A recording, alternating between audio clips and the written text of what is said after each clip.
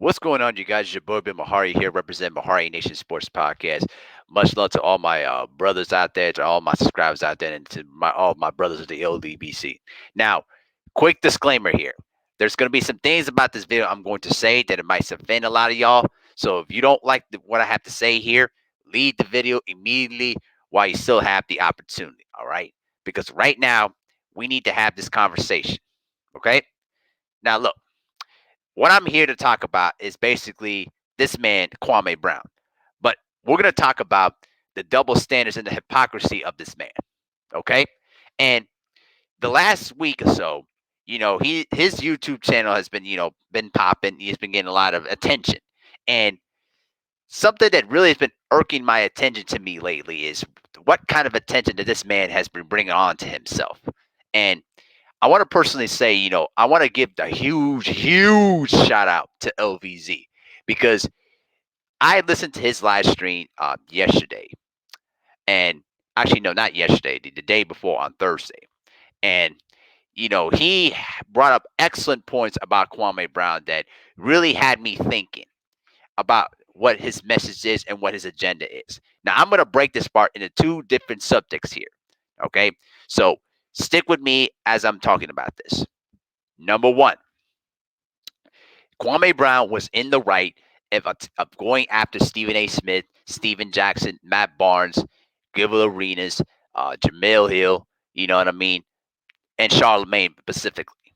All right.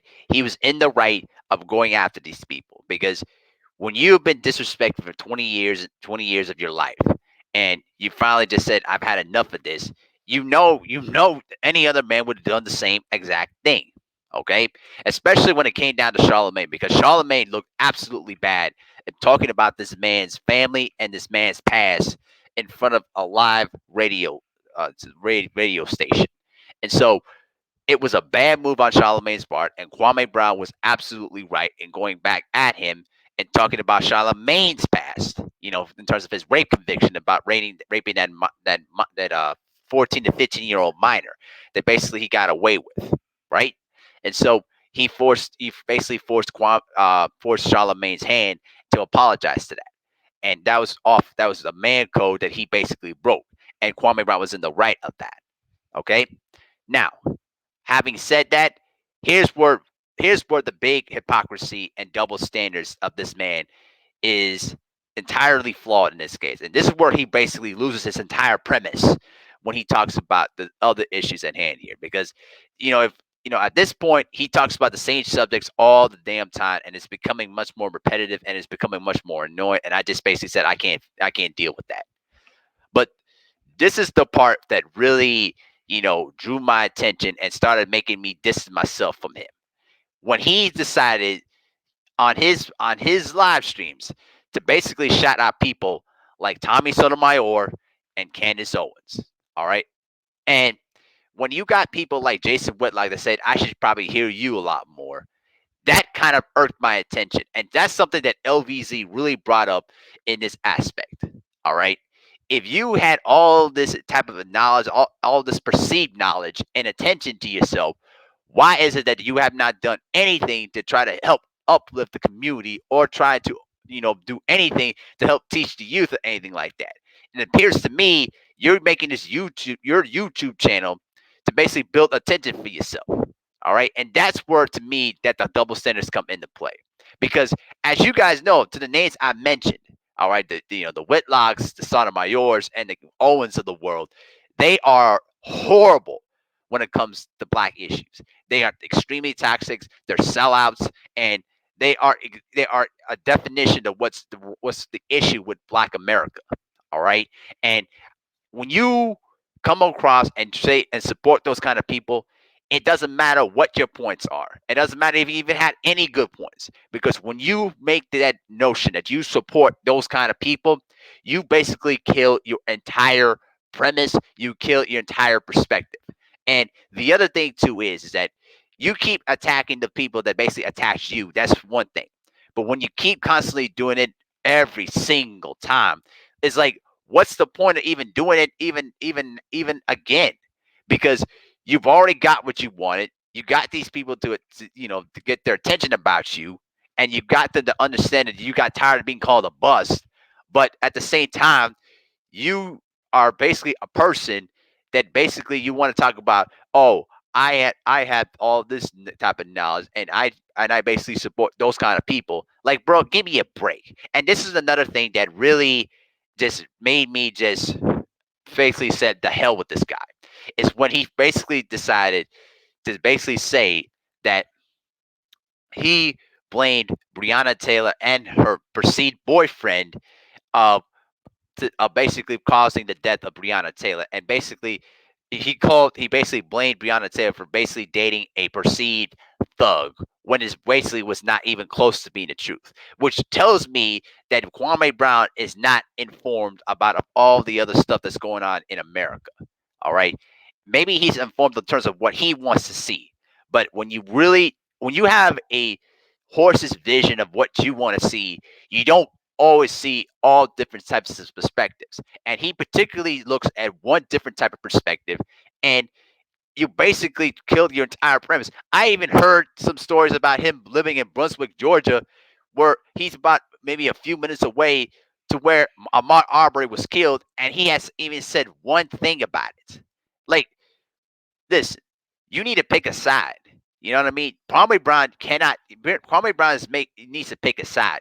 You either are a sellout or you basically want to improve the lives of black people, and you can't associate yourself with those kind of people that are detriment to hurting black lives. Literally, those kind of people, as I mentioned, you know what I mean. Those the sellouts, as I mentioned, they are detrimental in the demise of black people all the time because the words they say and the people that they affiliate themselves with should tell you more of where these people are coming from.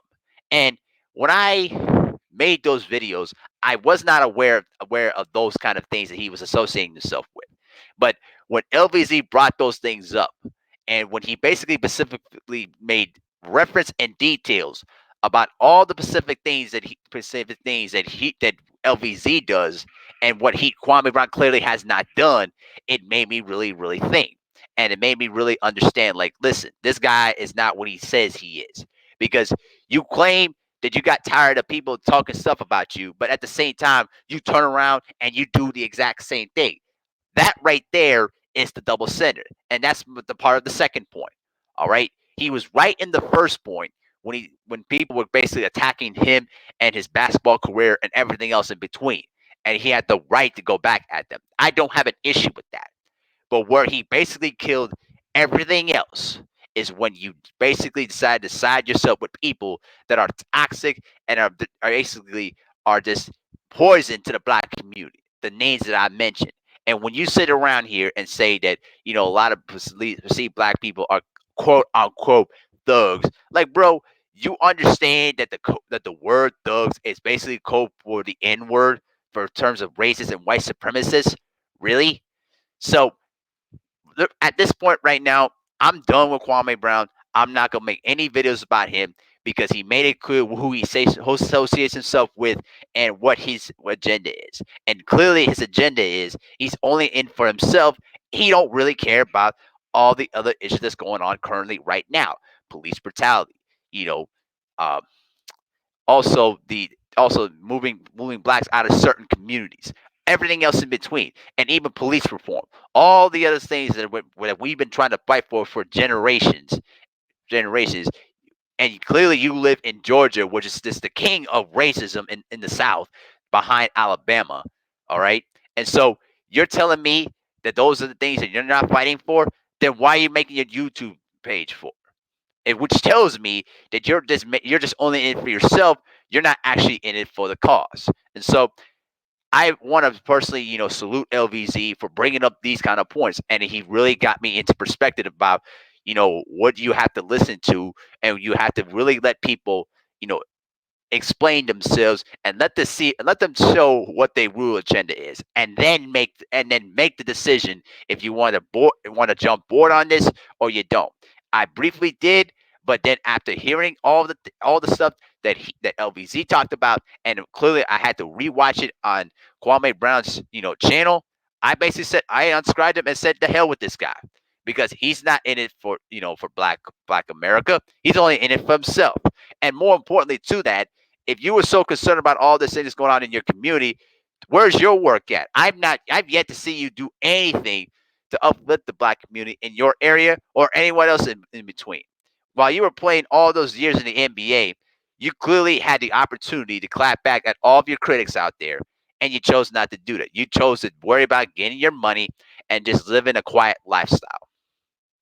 So at the end of the day, Kwame Brown, you know, is a hypocrite, and basically he blows all, and basically he plays a lot of red herrings in his terms of his arguments, and it's just his opinions in terms of the stakes is just fundamentally flawed at best.